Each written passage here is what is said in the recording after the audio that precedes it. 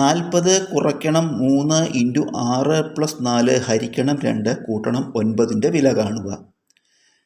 നമ്മൾ ഈ board mass തത്വം ഉപയോഗിക്കുമ്പോൾ ബോർഡ് മാസിൽ ആദ്യത്തെ അക്ഷരം ബി, അതായത് ബ്രാക്കറ്റ് ആദ്യം ചെയ്യണം. ഇവിടെ ബ്രാക്കറ്റ് നോക്കുമ്പോൾ സ്ക്വയർ ബ്രാക്കറ്റ് ഉണ്ട്, ഒരു കേർവ്ഡ് ബ്രാക്കറ്റും ഉണ്ട്.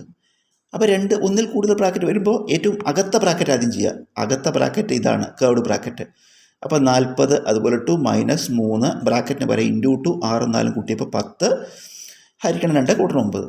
ഇപ്പോൾ ഒരു ബ്രാക്കറ്റേ ഉള്ളൂ, അത് ചെയ്യുക. അപ്പോൾ 40 മൈനസ് ആ ബ്രാക്കറ്റിൻ്റെ ഉള്ളിൽ 3 കുറയ്ക്കലും ഗുണിക്കലും വരുമ്പോൾ ആദ്യം ഗുണിക്കൽ ചെയ്തിട്ട് വേണം, ബോർഡ് മാസ് പ്രകാരം ഗുണിക്കൽ ചെയ്തിട്ട് വേണം കുറയ്ക്കൽ ചെയ്യാൻ.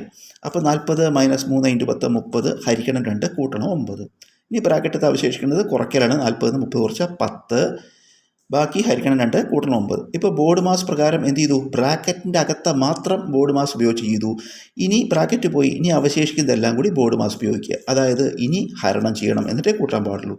10 ഹരിക്കണം 2 5 പ്ലസ് 9 കൂട്ടിയ ഉത്തരം 14.